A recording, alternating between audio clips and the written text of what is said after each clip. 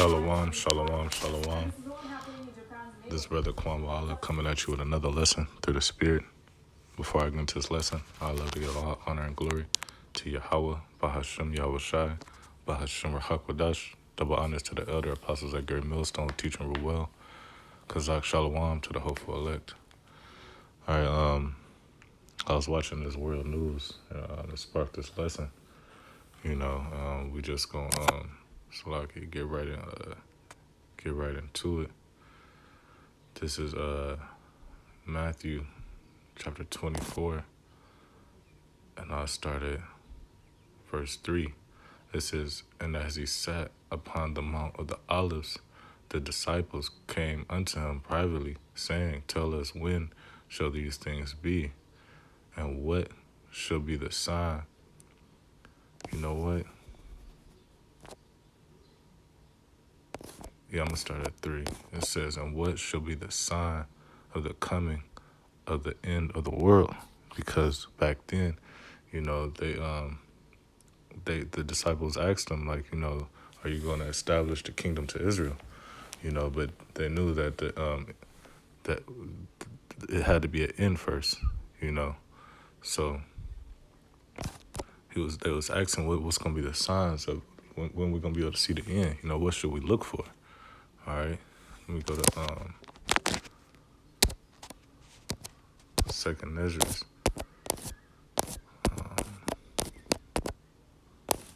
Chapter 15, verse 1, it says, "Behold, speak thou in the ears of my people the words of prophecy, which I will put in thy mouth, saith the Lord." All right, so you measure the times, within the prophecies. All right, so it's been the Lord is going to further give out the signs, which is really, prophecies of what's to come and what's to look out for. All right, you go to Second Measures 9:1. It says, "He answered me then and said, Measure thou the time diligently in within itself." All right, so you measure the time that we is in with the prophecies, which is biblical history and secular history, all right, which is today's times, all right, and every day that go past is history, all right. It says, "And when thou seest part of the signs pass, all right, which I have told thee before, thou shalt understand that is the very same time when the highest will begin to visit the world which he made." All right, so once you see these signs and these prophecies, that's when the end is going to come, because the Lord is going to bring the end ultimately, pursuing the Second Ezra, the 13th chapter, all right, and other chapters, all right. Going back to Matthew 24:3, well, go to, 4, it says, "And Yahweh Shai answered and said unto them, Take heed that no man deceive you." All right, we already know the scriptures, the elect is not going to be deceived. All right, and if you are deceived, you are not of the elect. All right, verse 5, it says, "For many shall come in my name, saying, I am Hamashiach, and shall deceive many." All right, "And ye shall hear of wars and rumors of wars." All right, and we got the main war, which is about to kick off, which is World War III, which is prophesied in the scriptures. All right, it's hold on, Salaki.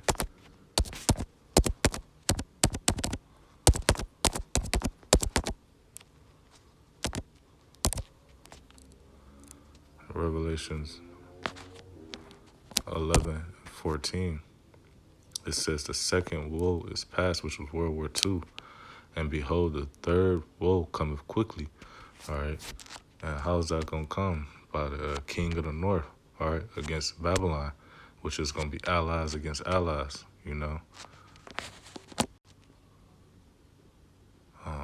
Back to verse 6, it says, "And you shall hear of wars and rumors of wars. See that ye be not troubled." All right, the Lord ain't give us a spirit of fear, man, but of faith. All right, It says, but for all these things must come to pass. So all these prophecies got to come to pass. And in between that is the birth pains, all right? Which we're about to get into, the beginning of sorrows, all right, tribulation, all right? It says, for verse 7, for nation shall rise against nation. You got, hold on, let me finish that out. It says, but be ye not troubled, for all these things must come to pass, but the end is not yet. All right, so even though the wars got to come, you still got other prophecies like the Karagma, all right, and which is the main one because that's the hour of temptation, all right. After that, then that's when the end is really gonna come. It's gonna come. Prophecy is gonna be just going and going and going to the end, all right. Which is just speeding up now. If you tapped in, all right. It says, "For nation shall rise against nation, and kingdom against kingdom, and there should be famines." All right. Now, the kingdom against kingdom, like I was about to say, you got Russia going against, Ukraine. Ukraine trying to get part of the EU. Russia are the allies with like China and Iran and them. It's about to be the whole world's war, the last war to end all wars. And how it's gonna end all wars. Let me see if I can find it.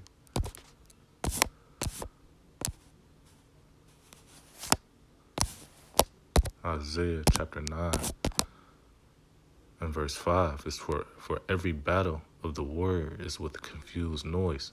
All right, because back then, before when men was in, men was fighting like men, running up, screaming. You already know how Jake get down when they get to throwing a punch. They make noise like this, this.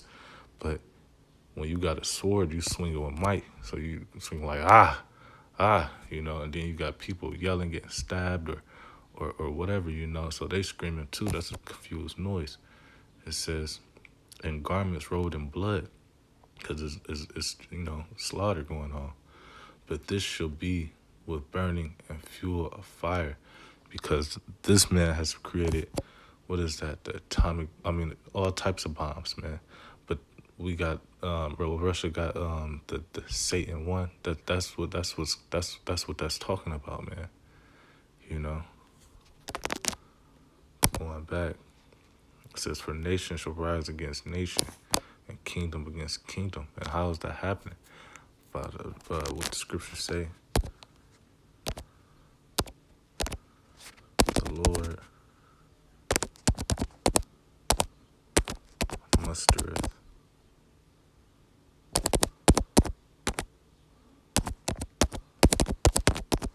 battle. Salakia, bear with me. Oh. I'm right there. What's wrong with me? Verse 3. Salaki. It says, wait, was I right there? No, I was at 13. It was close. Isaiah 13, 4. It says, the noise of a multitude in the mountains, like as of a great people, a tumultuous noise of kingdoms. All right, that's that kingdoms gathering together against each other, like we were just reading. All right, a tumultuous noise of kingdoms of nations gathered together. The Lord, Yahweh Shem Yahushai of hosts, which host goes into armies, musters up. It says muster the host of the battle. So he's rousing up the kings of the north and the king of the, what they say, the king of the western kings over here, man, gathering together to get ready for this third world war. All right, then the end gonna come. All right, it says, and there shall be famines. All right. I want to get this right here that the brother sent to me, and this is since April 4th. All right, April 30th, 21.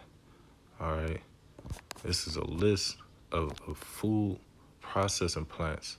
All right, that's been catching fires or been getting closed down. All right, if you look all the way down, not just all the way through this list. I'm just gonna let you take a second. And you right here, you got Tyson River Valley ingredient plant. I thought that was gonna say like the Tyson chicken, which it might be, and we right here, you going into 2022, all right, all the way since February 19th to March 17th, all right. If you look, you see it would say 2,750,000 chickens destroyed at an egg farm in Jefferson, Wisconsin. That's that was um March 14th, all right. Then you got just look at the list, all right. Just look at the list, all right. This is all the way to May 3rd, right here. 118,000 turkeys, man. Man, Slovakia. It's going all the way to June 2nd, man. 30,000 ducks, man. But then you even had the Slovakia 10,000 cows. 10,000 cows mysteriously died. All right, but this is going into the famine because the Lord sent a famine in Egypt, right? And what happened? The locusts came, but this is gonna be a controlled famine. You ain't gotta look for no locusts for do all this. The Lord is doing all this. The Lord is the master chess player. Matter of fact, Proverbs 21:1. The king's heart is in the hand of the Lord, Yahbashim Yahushua, as the rivers of the water, because rivers can run any type of way, all right, depending on the current, all right. He turneth it whatsoever he will. So the Lord is in these men's minds doing all this, man. All right, he's the ones telling these elites, hey, all right, I'm get destroy this or destroy that, because it's all goes down to like the Lord's plan, all right, whether he used Esau or Jacob, or whether he used the wicked angels or the righteous angels, to make his will stand, all right, because his word ain't gonna return unto him void, all right. So he's turning these men's minds to do all these things that's happening today, all right. This is finishing. Keep going on. It says in pestilence, all right. If you let me see, the Lord gonna send pestilence. All right, this illness that's been going on is a pestilence too. All right, if it be real, even if it's a controlled illness, man. Saul of the Lord. Deuteronomy 28.